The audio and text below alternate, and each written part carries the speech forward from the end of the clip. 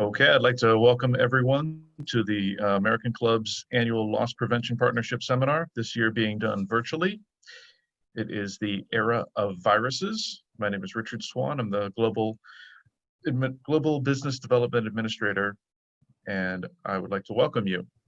I'm going to share my screen with you now so we can go over a couple little housekeeping items.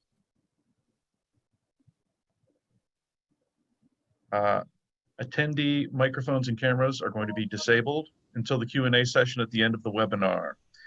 Please enter your questions in the Zoom Q&A section down at the bottom of the screen at any time throughout the presentation, and we will take care of them towards the end.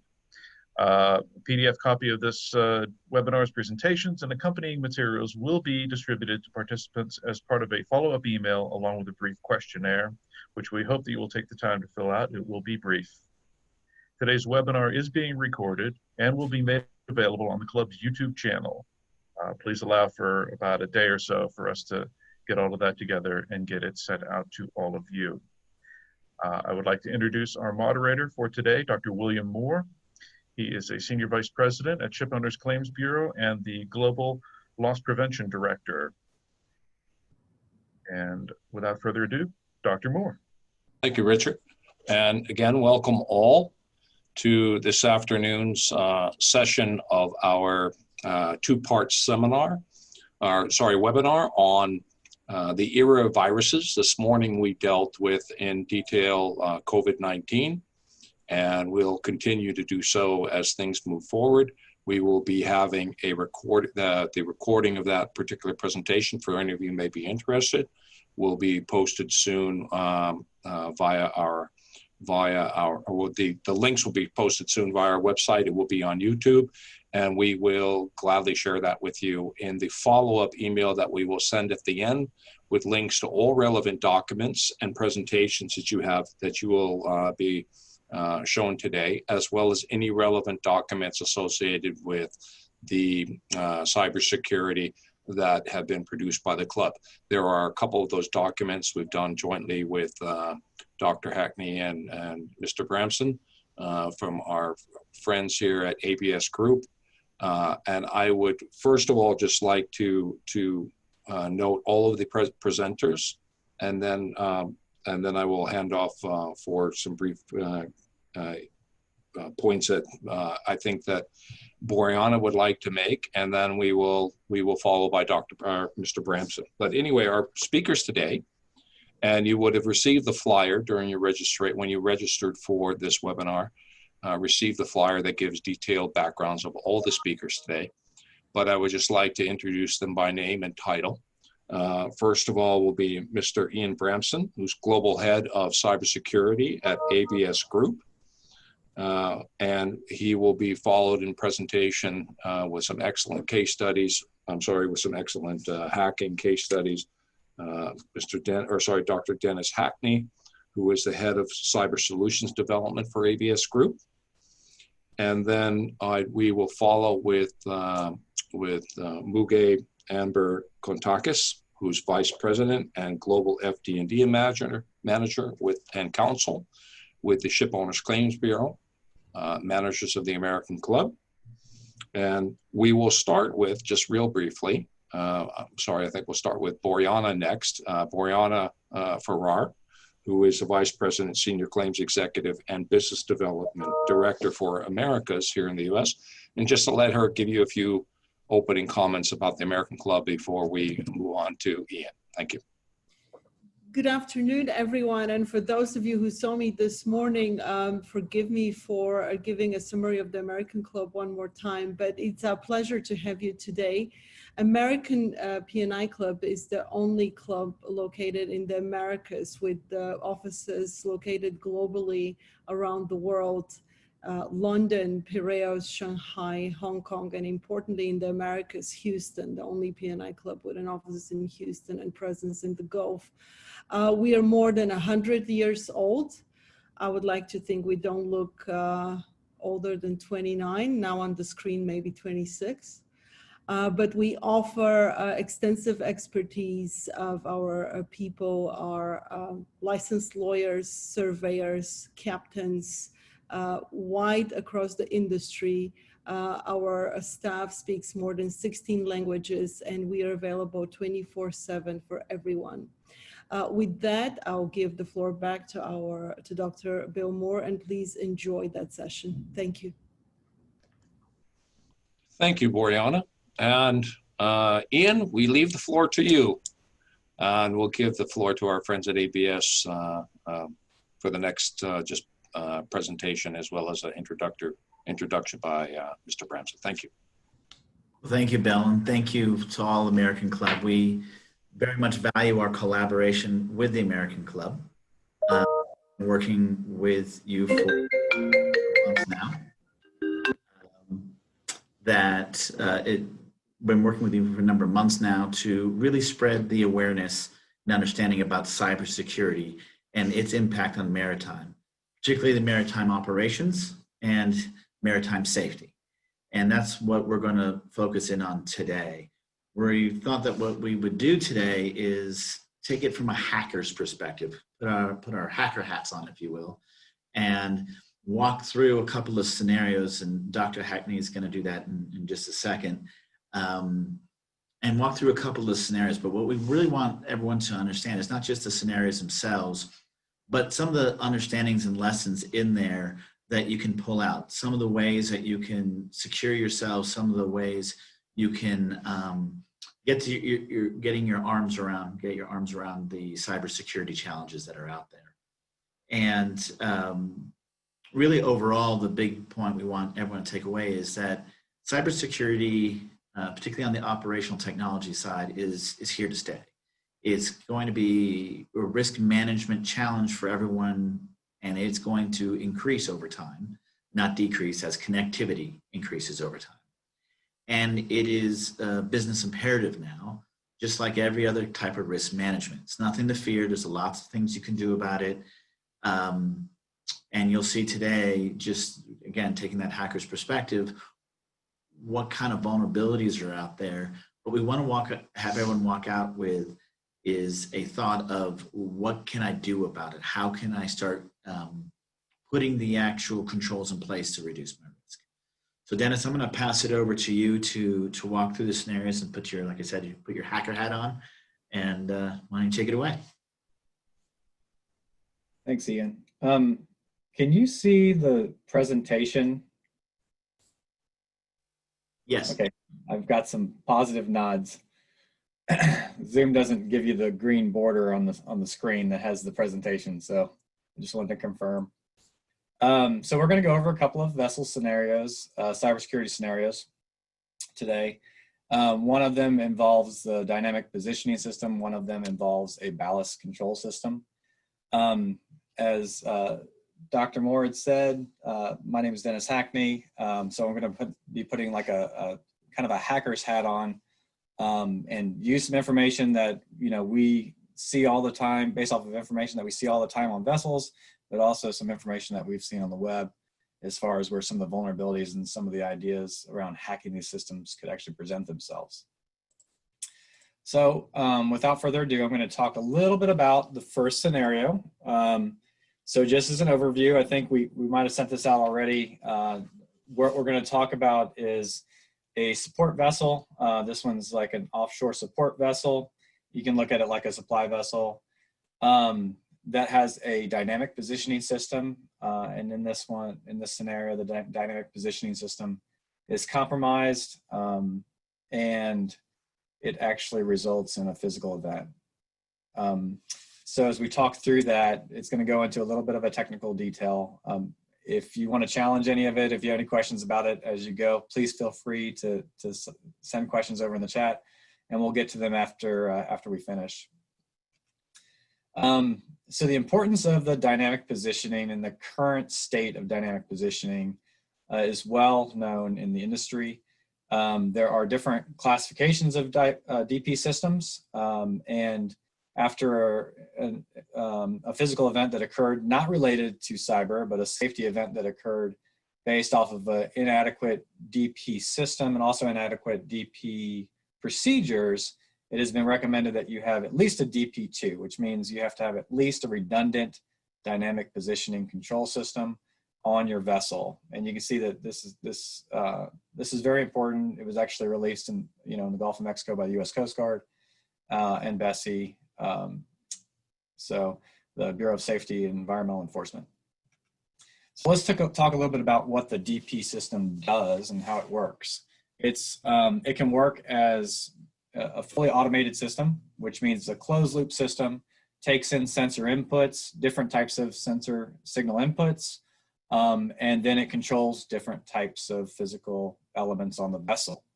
Some of those being the propulsion, the main engines, some are the thrusters, also the rudder, depending on how advanced the system is. Can also do some other things like autopilot that can be attached to it.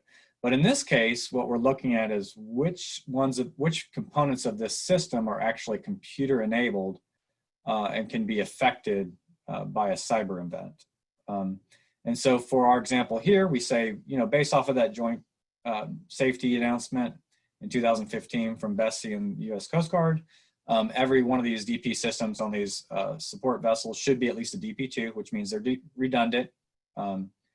And in this example, we have the GPS signal. We have a computerized GPS signal, laser reference system, which can also use the platform or an object for a reference with reflectors on it. And then also a seafloor system, so a hydroacoustic system. And all of those systems are computerized. They're all connected to the DP control system. And so I'm going to talk a little bit about what this system looks like. It might be a little overwhelming at first, but I'll start at the top and work my way down. There's a workstation. Typically, there's more than one workstation, and it's right in the center of the top of my screen. And on that workstation, we have a blue line that goes down to an Ethernet switch. And that blue line means that it's got a network connection, and that's just like an office network connection. Sometimes the cables are identical. Usually they're industrial cables on vessels, but sometimes they're not. It has the same type of connectivity as an office system. And so what I'm looking at from the hacker's perspective is the fact that this is a computer. And a lot of times they are exactly the same. They've been put into a hardened case, maybe a marine grade case, but a lot of times they're just HP compact. I don't want to name vendors or sources, but they're just basic computers that you would see in your office. And then off of that network switch, we have connectivity to printers. Again, those printers are just like printers that you could buy for your home in most cases that have wireless, have USB cables, different types of connections. They have hard drives in them to store the loading programs, the software drivers, and what have you.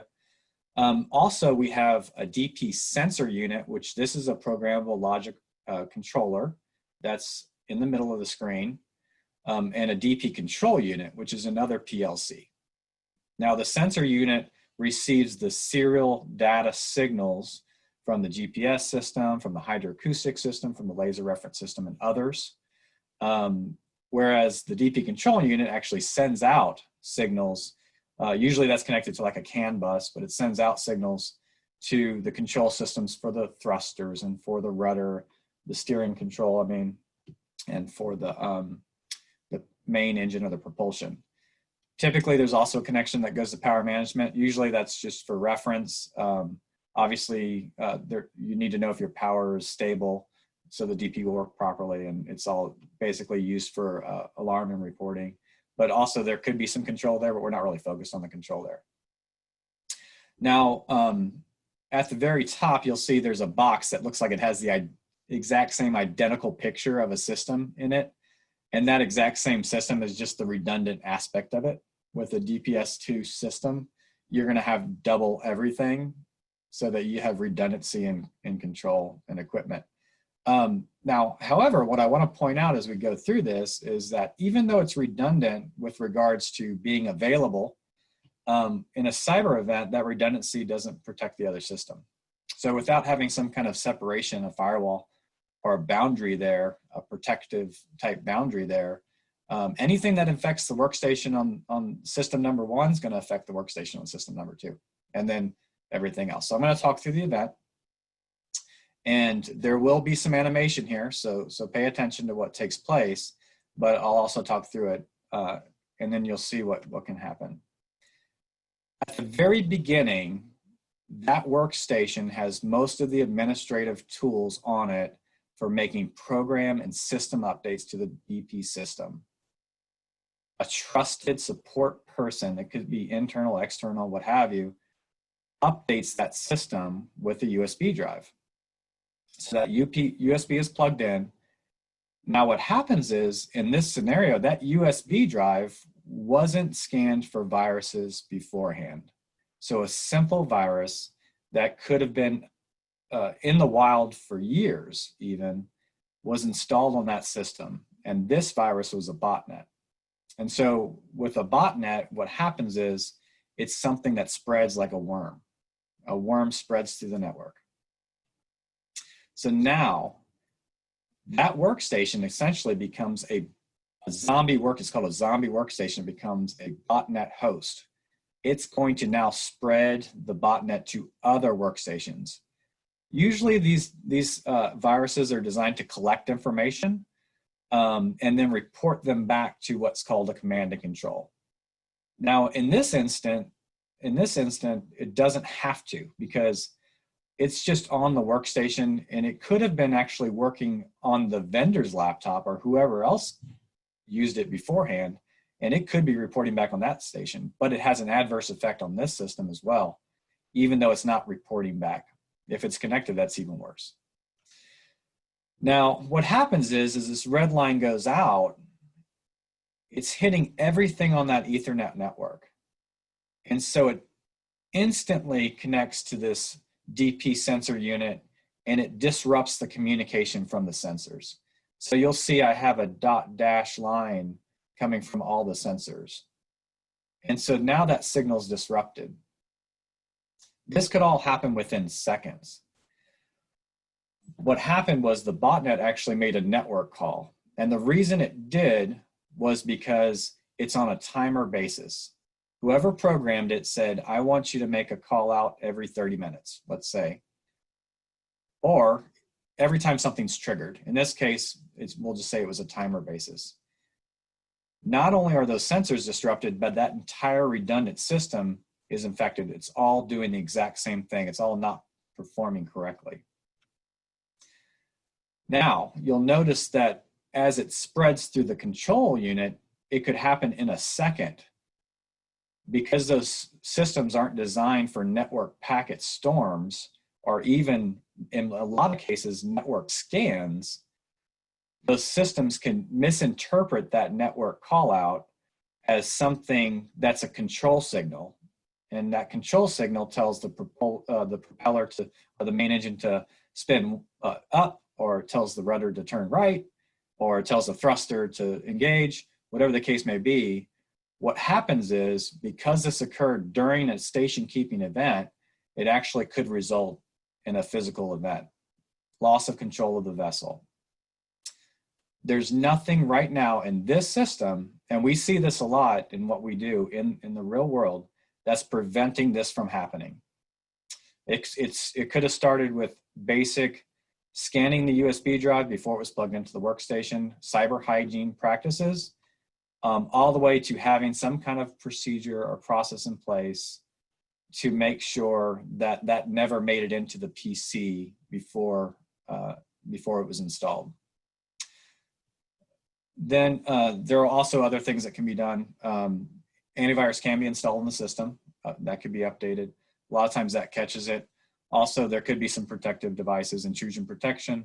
And probably the best case scenario, if the vessel management team or environment can support it, is just an active monitoring solution where they're actually monitoring for these types of things. Okay, so now we're going to go ahead and switch over to the next scenario. So in my next scenario, I have a combined ballast system network and load system network. This is pretty common. So on this container vessel, there is a load system that the chief officer, chief mate uses to monitor the offloading of a vessel, the unloading of a vessel. There's also a ballast system that's automatically engaged to ensure that the vessel's ballast is balanced out with the weight of the vessel during the unloading. Now, this type of scenario could result in multiple different effects, everything from estimated time of departure to stresses on the hull and tension and bending of the hull. I'm going to go into two different samples in this one, though. The first scenario is how it's supposed to work. And then the second scenario is what happens when it's actually, when a threat actor actually affects the system in a negative way.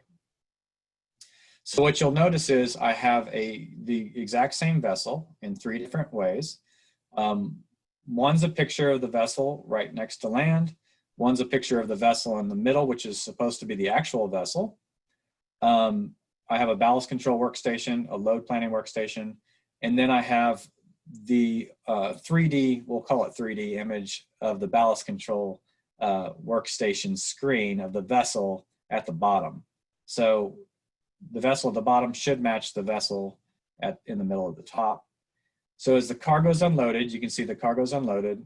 A signal is sent out to the ballast control workstation, and then it balances out. And so you'll notice down on the lower right, the right side ballast tank, the side tank filled up with ballast water. And then in the center, the exact same thing happened. And this is what's necessary for stability of the vessel. As the chief officer continues to unload the vessel, the exact same thing happens. The ballast control filled up the tank on the left side tank, and then the side tank on the vessel actually filled up. This system is working properly. The load planning workstation is not affected by anything. Everything is working exactly like it should. Now, let's say there's a scenario where something happens to corrupt that file. The file that's actually used to measure or to explain the weight of the cargo is changed. So in this scenario, I have it being changed from kilograms to pounds.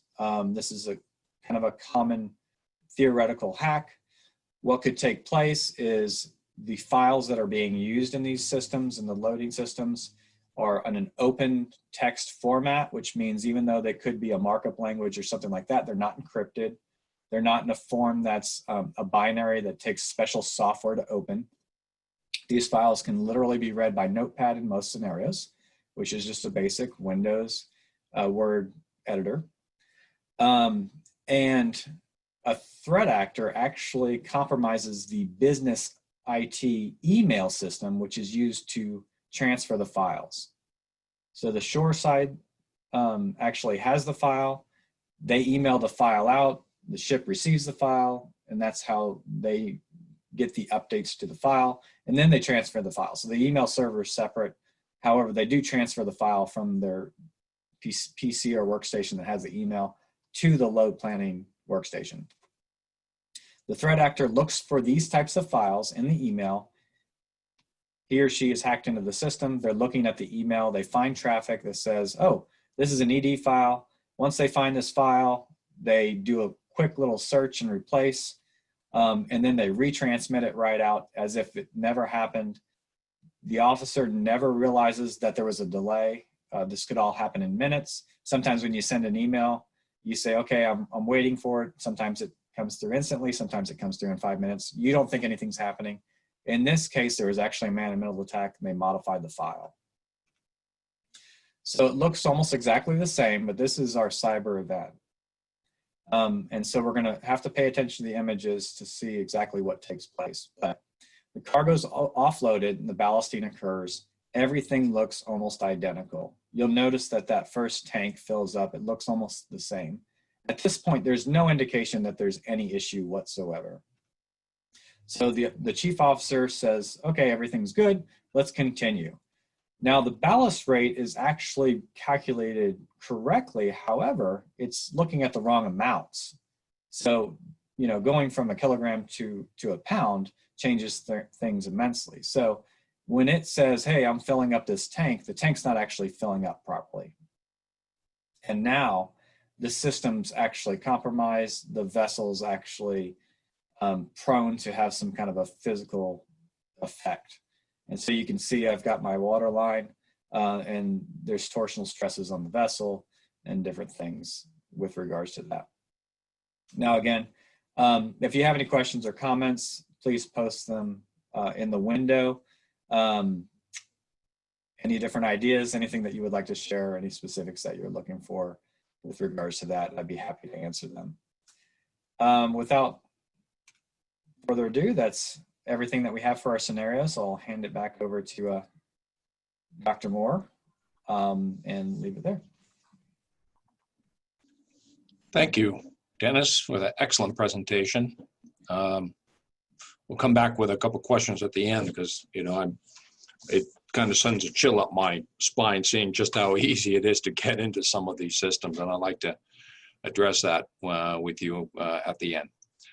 Without further ado, we, of course, would like to hear from Ms. Amber Kontakis with regard to the P&I and FD&D related matters associated with cybersecurity. There are a lot of questions about this.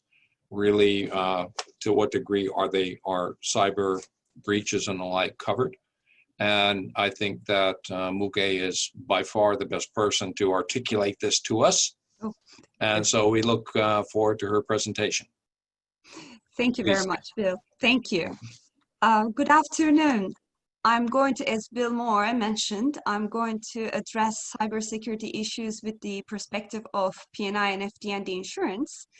I will also go through the case studies that Dr. Hackney mentioned and apply P&I and FD&D principles to those example studies. So let me share my screen. Let's see. Okay. There we go. All right, very good. I guess everybody can see this. There it goes. Yeah. Very good. Okay. So the basics of the P&I and FD&D insurance, I just wanted to give this first before giving the case studies. P&I, which stands for Protection and Indemnity Insurance, provides cover to ship owners, operators, and charters for some third-party liabilities that are encountered in the commercial operation of the entered vessels, of the insured vessels. FD&D, on the other side, which stands for Freight Demurrage and Defense Insurance, is also known as the legal costs insurance that covers expenses that are incurred in the handling of a wide range of disputes of maritime nature that are not covered under the P&I. FD&D cover is discretionary, and several factors are considered by the club in exercising discretion for FD&D cover. For example, legal merits, conduct of the member, level of legal costs and expenses to be incurred in prosecution or defend of a matter, and prospect of enforcement. FD&D does not, however, cover the principal sum in dispute, but it covers the fees of lawyers, experts, or correspondents who may be needed to defend or prosecute the member's claim. So how do P&I and FD&D would respond to cyber attack losses? There is no explicit cyber exclusion in the standard international group of P&I clubs, P&I insurance cover, that includes the American club's rules.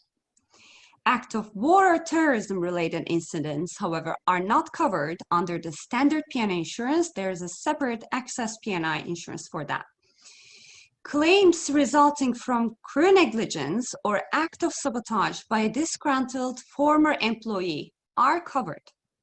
While there is no cyber exclusion, specific cyber exclusion in the standard P&I insurance, members still do have a duty to act as prudent uninsured. That means members must exercise due diligence and act as if they do not have insurance. Otherwise may impact the merits of P&I cover if shipboard systems are compromised. So members should adopt appropriate cyber protections, and for that, consult experts. Training and education here are the key to build awareness and to reduce cyber vulnerability. So we must stress the human element here. Humans are the weak point, as companies are prone to errors by their personnel. The most common way for cyber criminals to attack is through their untrained or insufficiently trained individuals. In this regard, studies in the industry show that there is a significant need to take preventative measures in order to reduce or even better, eliminate cyber incidents. Now let's go through example scenarios. The first example scenario involves an infected navigation system or application server. Electronic chart display and information system, which is shortened as ECDIS, is infected by a virus at the load port. Ship was designed for paperless navigation, therefore she was not carrying paper charts. ECDIS disruption first appeared to be a technical disruption, so it was not originally seen as a cyber attack by the ship's master or the officers. Technician was called in and spent a significant time in troubleshooting to rectify the problem. That delayed the vessel's departure for an extensive period of time. This vessel was otherwise ready to sail, having fully loaded with her cargo, but without a working ECDIS.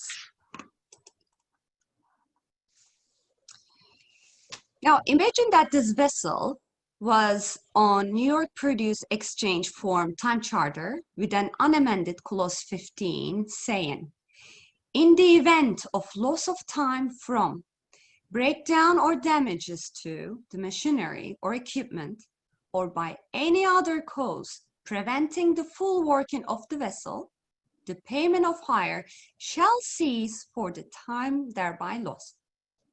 Expectedly, the charterer placed the vessel of hire, claiming the full working of the vessel was prevented due to the malfunction ECDIS, and that the vessel was not fit to perform service required of her. Owners and the charterer's respective FD&D insurers would use discretion to assist on the off-hire dispute and cover costs of lawyers and experts who may be needed to be appointed. However, FD&D would not cover the disputed hire itself. If the vessel was carrying a time-sensitive or perishable cargo such as bananas, the delay could lead to damage or arrest of the vessel at the discharge port by the cargo's owners or the receivers, demanding security for their financial losses. Here, the P&I insurance covers the cargo claim, and the owner's P&I club would retain correspondents and surveyors to assist at the discharge port. And the P&I club would cover their fees and, when necessary, issue security in the form of, for example, letter of undertaking or bank guarantee. P&I club would negotiate terms of the security and the settlement of the claim. Next, there are two parallel example scenarios involving hacking of company email or network system. Here, the cyber hackers gained access to ship owners or the charter's email system. Payment is intercepted by hackers impersonating ship owner or charter, leading to payments under the charter party being misdirected to impersonator's bank account. Similarly, a ship owner's business network was infected with a ransomware by an email attachment. In these scenarios, while the ships were also affected, damage was limited to the business networks without affecting the ship's navigation network or operation. Let's look at the P&I and FD&D considerations. Now, misdirection of payments to hackers happened frequently. These incidents fall outside of P&I cover as there is no third-party liability relating to the vessel's commercial operation. Here, FD&D insurer would assist to recover the misdirected funds, and cover the costs of a legal action. FD&D insurer would use cover discretion based on consideration of some factors, including the merits and the quantum of the dispute and the members' exercise of due diligence to prevent the loss. We would look at whether the payment instructions for the proper party had been properly followed.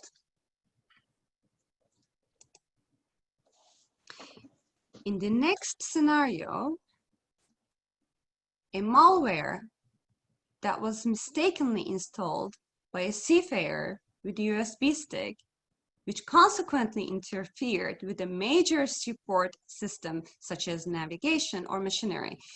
Here you can tell that USB stick was not scanned for viruses before connecting to the ship's systems.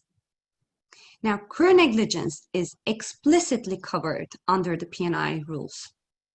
If vessel diverts or collides, runs aground, damages a third-party property, causes injury to persons, or damages the cargo on board the vessel, the member's standard P&I insurance would cover these liabilities, expenses, and costs that may arise due to the subject incident. Now, this example shows how important it is to deliver a basic cyber awareness training and develop policies and procedures regarding the use of a removable media. In the next and the final scenario,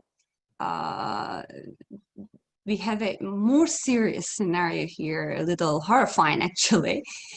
It involves a hacking of a dynamic positioning DP system of an offshore supply vessel. Here, OSV's Class 2 DP system is hacked while on station servicing offshore production platform, that is Platform A, during an inclement weather. OSV loses control of both its DP system, main engine, and steering control, and drifts off station and colliding with another offshore production platform, that is Platform B. There's a damage to Platform B that includes the jacket structure, equipment on board, and results in fire on board the Platform B. As a result of the incident, several seamen aboard the OSV and the platform were injured. Here, OSV's P&I insurance would cover liability of OSV to the third parties. As mentioned, the liabilities arising from the injury to persons on board the OSV and to the persons at the Platform B, costs of rescuing and transferring persons to safe locations, damage to Platform B, and damage to the cargo on board the OSV. OSV's P&I would also cover claim for oil pollution if any oil spill or leakage emanates from the OSV or Platform B as a result of the collision. This may happen if an oil production platform was hit. When an insured vessel strikes a third-party property, vessel standard hull and machinery policy may partially cover the liability to third parties. One principle that we need to address here is that P&I insurance would respond to liabilities that are not covered under the vessel's hull insurance. Therefore, P&I adjuster would assess the P&I's cover share in the claim, considering the vessel's hull policy's terms. In addition to the mentioned claims that are covered by the P&I insurance, there will be contractual disputes between the ship owner and the Platform A. Platform A, that's the platform that was not hit by the vessel. Platform A chartered the OSV to deliver supplies, but OSV here failed to deliver those supplies to Platform A on time. So OSV's club, under the FD&D policy, would assist on these contractual disputes. FD&D, however, would not cover the principal sum in dispute. Here, that would be the costs resulting from the delays. Now, in order to respond to the industry's needs, BIMCO published a standard cybersecurity clause back in 2019. I believe, if I'm not mistaken, it was in May 2019. This clause was designed to address situations where a party is struck by a cybersecurity incident, and that incident affects the party's ability to perform its contractual obligation. The clause can be used in a wide range of maritime contracts, and it requires the parties to implement and maintain cybersecurity procedures and systems to help reduce the risk of an incident. Under this clause, parties do have a duty to take reasonable steps to mitigate the consequences of a security breach and/or resolve the incident. The clause requires the sharing of relevant information between both parties. If an incident occurs, the parties are required to notify each other promptly and share further details within 12 hours. As and when further information becomes available that might help deal with the fallout, the parties must share it. This clause, however, does not deal with payment fraud, and it does not contain any force majeure provisions. So the parties are not relieved of their other duties under the contract. In summary, our P&I Club rules do not necessarily exclude the claims arising from cyber incidents, but they do not cover every consequence of every scenario. Each case is handled based on its unique facts and circumstances. Members must still act as prudent uninsureds and follow best practice guidance to minimize their risks. Proactive measures would make attacks more difficult. Members should implement right cyber policies, procedures, and adopt appropriate technologies. And bear in mind that investing in protection against cyber threats would prevent a potentially financial and reputational loss, which can be tremendous. Proactive measures must be focused equally on security on shore and offshore, as they are interconnected. So members should take action to increase cyber awareness in shoreside and shipboard personnel, because evidently personnel, including crew training and awareness, are the key to prevention.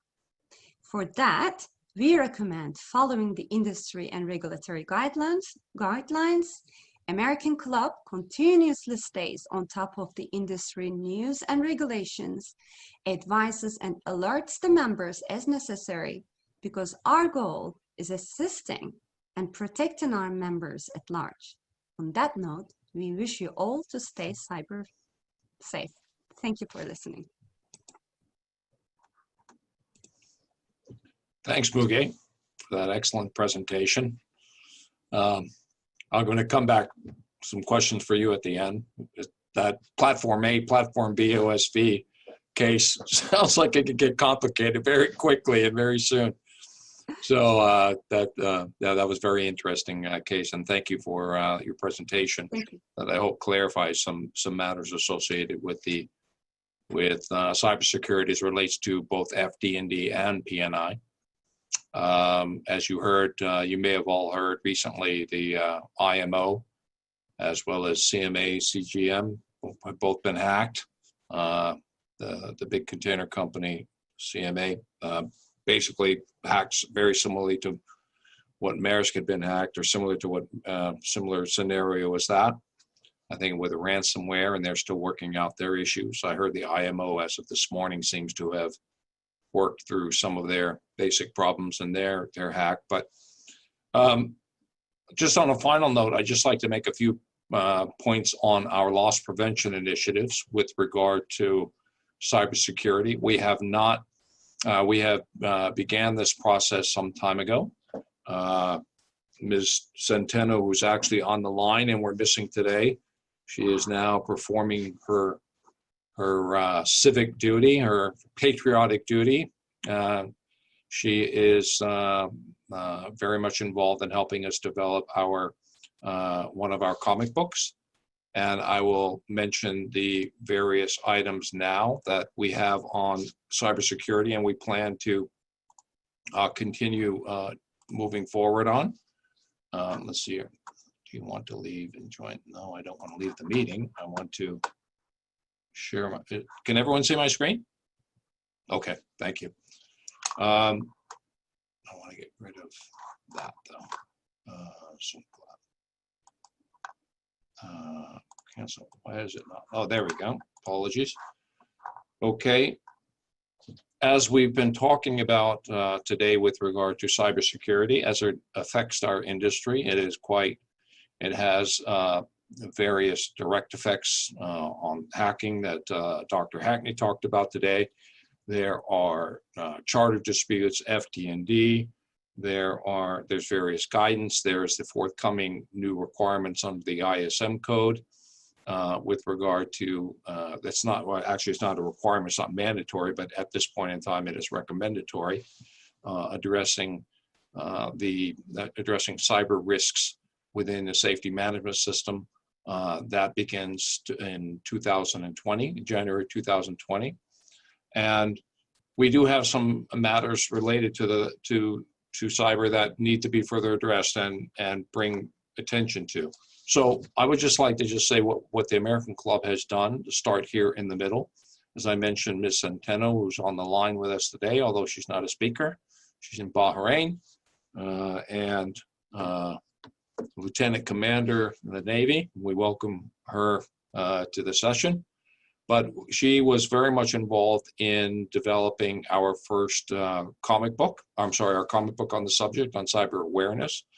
We had discussed quite frequently how we could get the message out to seafarers with regard to, hey, what are the basic things that seafarers should be doing on the deck plate level, should and should not be doing, and bring some greater awareness. And she and our artist, John Steventon, who we worked with for a number of years, came up with, and she drove the effort in the cyber awareness. We will be getting, cyber awareness can be found on our website, but we will be giving you those links in a few moments at the end of our session.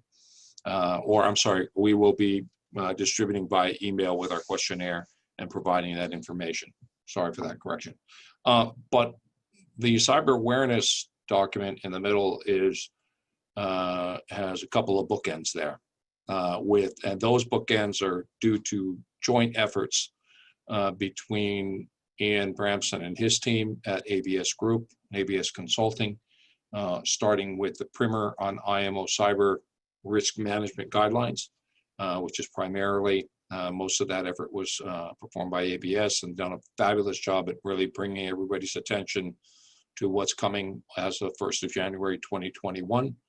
And we recommend and we encourage all members to read this document. And on the left there, we have a document that we just released yesterday, which basically maps out various shipboard type of risks, cyber risks, talks about from an event that actually occurred, and then well explained and documented about how FD&D and P&I come into play.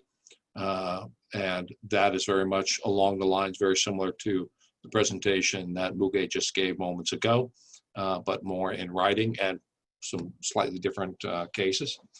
And then that's followed in that document by cybersecurity related activities that people should take into consideration to prevent against such events. And that was drafted by our good Dr. Hackney, who did his presentation on how to hack things, or how to hack ships moments ago. So on that, I'd just like to conclude my final point our loss prevention, again, that was just related to our loss prevention matters associated with cybersecurity. We have a breadth of loss prevention materials as relates to safety, security, environmental protection, and cargo, all found on our website in the forms of publications, e-learning tools, and we highly recommend that you visit our website or contact me directly via email. It's always best via email because then I can make sure that everything gets packaged properly and I don't lose it with regard to making sure that things get out to you. There, I can be found at that particular site. But again, we encourage you all to visit our website because we keep all of our loss prevention materials there. And with that point, I would like to thank all of our speakers. We have the floor open to any questions that you may have verbally. I see that we did not get, at this particular point in time, we have not gotten questions via, sorry, unless my computer is not working as it should. We haven't gotten any written questions, but I have a few questions based upon what I heard today. And just real quickly, starting with Muge, and then I definitely have a couple questions for Ian and Dennis. But Muge, with regard to the BIMCO clause 2019, I mean, I'm sure that's gone out. People are looking at it. I mean, how has that actually gained any traction in the industry? Are we seeing more of it? You know, what's the encouragement? How are charters responding? I know that's like 18 questions in one sentence, but you know, just if you can just give us some insight on that, that would be very nice. Thank you. Thank you, Bill. Actually, this is a very fair question. Well, we have seen the clause in some contracts, but this is not a widely used contract yet. And it is not included in as many contracts as it should be. That's probably because multiple reasons, including the understanding, the perception of the cyber risk is not uniform across the industry, as we all know. And another reason, which is, I think we all agree that probably industry players are not realizing the level of risk or seriousness of the cyber threats until they themselves experience it. This is kind of burying your head in the sand. Mm.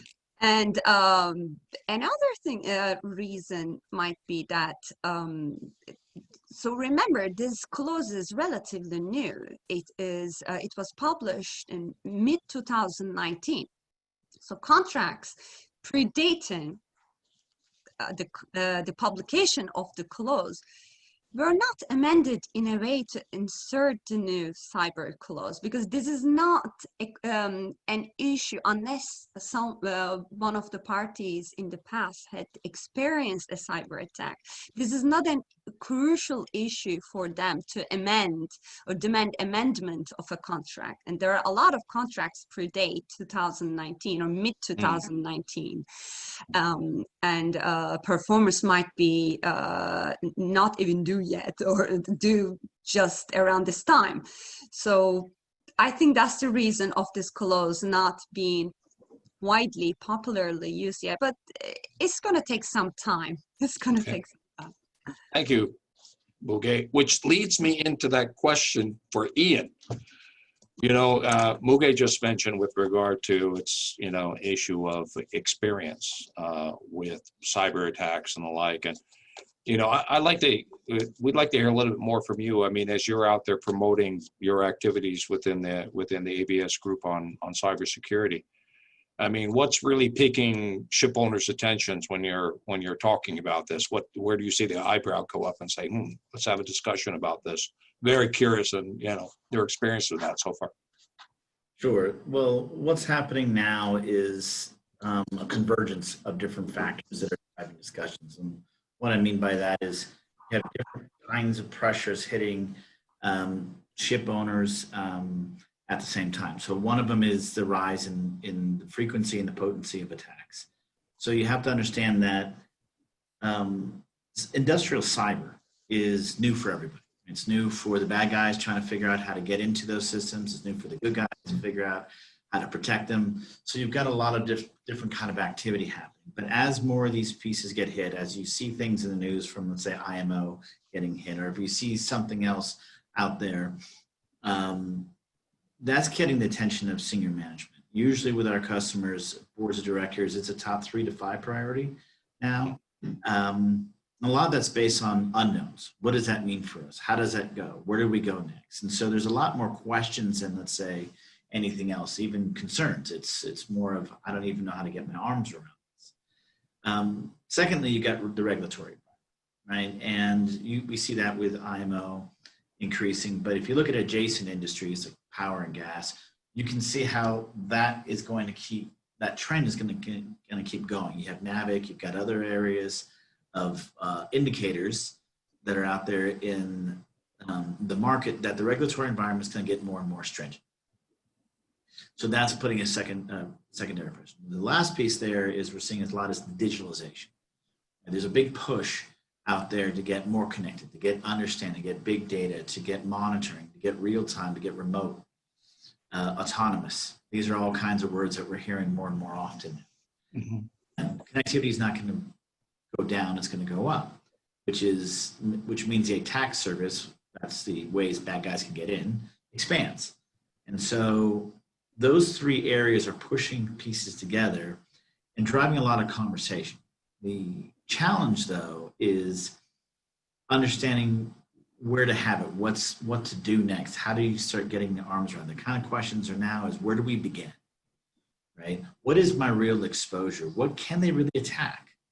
How do I really protect it? What are some simple things I can do? So we're really at the beginning part in this industry of some of those questions being answered. The challenge again comes in is, how do we get those answered in time while the other types of attacks are going up? It's a risk against time at some point here, and the kind of conversations like we're having today are important for that. In order to get those conversations started. Thanks, Ian. I got a question that's come in via the written Q&A.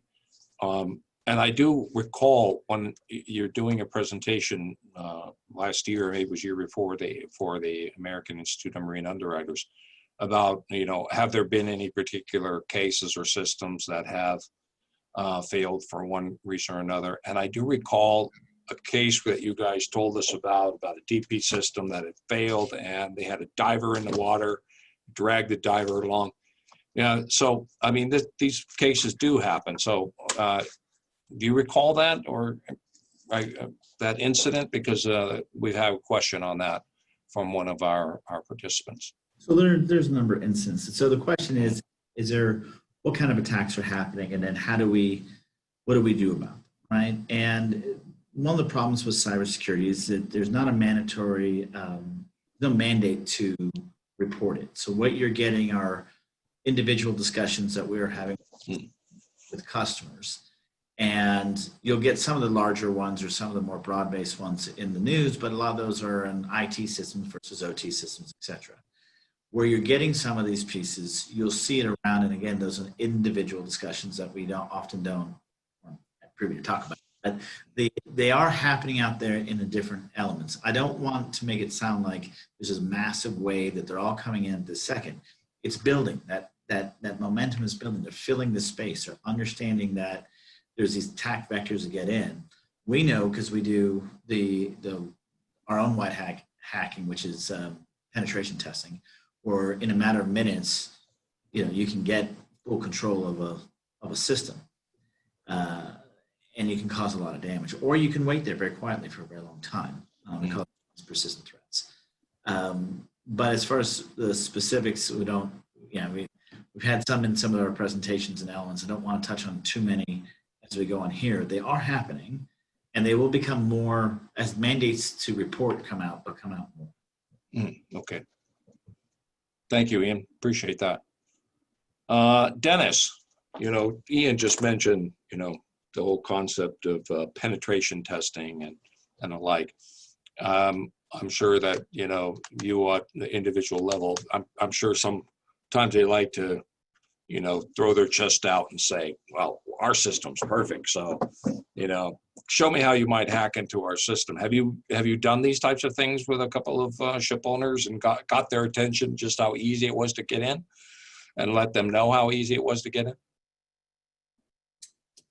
Yeah, so we specifically do point that out, and I think they actually accept that. I don't think a lot of them say that it's not easy to get in. Mm. Most of them know that anything that's connected to the IT side of their vessel is pretty much just protected by an application firewall or nothing at all. So that, Yeah, so it is, yeah. If they want to get in, they'll get in. In other words, if Yeah. you know, hate to put it so bluntly, but that seems to be the case. yeah. Well, just real quickly, what we still run into is a lot of people do say their systems are air gapped or not connected. So that's where we prove them wrong. But for the most part, yeah, if they know they're connected, they already know they're easy to get into. Understood. Thank you. Thank you very much. Are there any other questions we can take quickly verbally or via our Q&A? Please let us know. Going once, going twice. Okay, we'd like to thank all of you for attending today. I found it very informative learning about, you know, both a technical side, a bit on the technical side, as well as on how P&I actually and FD&D actually work. Again, it is a relatively new phenomenon, and as Ian had mentioned, just the more and more as you start to see, you know, reporting requirements and regulatory, let's say the regulations eventually kick in on this, we'll probably see more and more of such cases and hear more and more about them more in the public domain, other than just the big cases like we hear about Maersk and CMA and the International Maritime Organization, both CMA and IMO in recent days. But again, I'd like to thank all of our speakers. We'd like to thank ABS Group and our SCB staff for their assistance and participation today. Again, we will be sending out a link to all participants for all documents and presentations that were performed today. And just a brief short questionnaire. When I mean a brief short questionnaire, less than 10 questions, probably less or around 5 questions. Each of you, just on what we can actually provide, or if there are things that you'd like to hear more of going forward. So on behalf of the American Club and our good friends and our partners in safety, American Bureau of Shipping Group, we'd like to thank you and for your participation, and stay cyber safe. Thank you. Thanks, everybody. Much. Thank you.